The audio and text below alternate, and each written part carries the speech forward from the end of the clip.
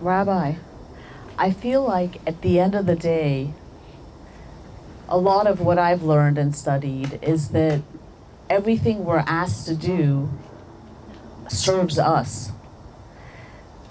Every single kosher concept and mitzvot serves a medical health concept that that supports it. Um, Even the needs in terms of eating, from what I understand, going back to the realm of the soul, there are souls in fruit, there are souls in animals, there are souls in even minerals. And when you say bracha over it and you eat it, it helps that soul get released from that incarnation to the next. So you are deeply and intricately participating in the cycle of life. And with these simple things that you're doing, you are here to elevate every single action that you're participating in. So in your very eating, if you're eating correctly, you are elevating the world, the fruit, the soul in that fruit. If you are coming together with your husband, which is something that the Torah strongly suggests on Shabbat, you are creating souls. Even if they are not souls that are being born into the world, they are souls that are being born in other realms.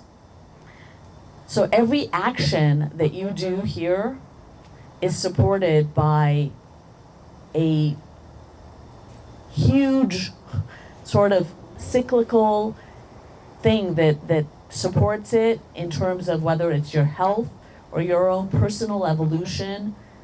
Ultimately, we want to get to the point where what the rabbi is saying, where we are fully in service. We are not seeking our own personal growth. We're not seeking necessarily anything that serves us. We are in a place of healthy, egoless,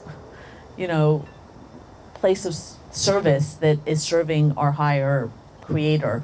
But in the process, the thing that for me is so interesting is that in every stance and every step you're taking in service, whether it's washing of your hands in the morning or whether it is the shalom bayit of keeping peace in the home, every single one of these things is for your own personal evolution. Even keeping Shabbat is that the ultimate Shabbat state is the eternity of your soul. And every Shabbat is practice for you to discipline your soul to live in an eternity of Shabbats. Because on Shabbat, you're asked not to create. You're asked not to create, which means essentially doing nothing but existing and having relation with your loved ones. That is the eternity of your soul. So if you are creating on Shabbat and not practicing that discipline, can you imagine the torture that your soul is going to feel when it moves into a realm when it can no longer impact anything, which is what happens when you move on.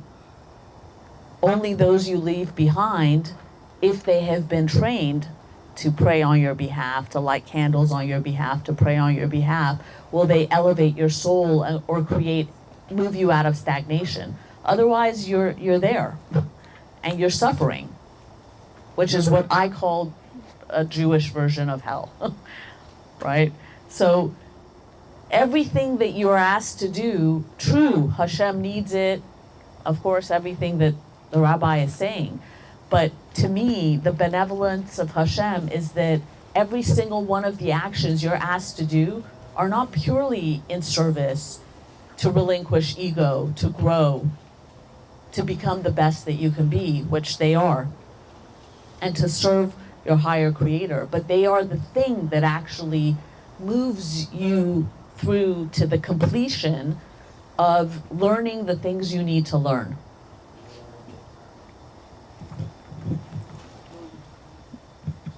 See, that's all after the fact. After the fact that God creates me, gives me all those needs, so that I can serve Him, He makes sure that in serving Him I will not lose or suffer. But if He doesn't need it, the whole thing disappears. I don't need to be all I can be. I don't need to fulfill my soul. I don't need anything until He puts me here. And then all of a sudden I have needs. Good needs, noble needs, but not mine. I don't need. That's one of the problems with Buddhism. I'm talking to this Buddhist guy, and he's telling me the marvels of it, what you can accomplish. And I said, but what if I say, no thanks? He says, yeah. I said, so I can just, if I say I don't want to be enlightened, any harm in that? No. If I say I don't want to serve God, any harm in that? Yes. God is devastated.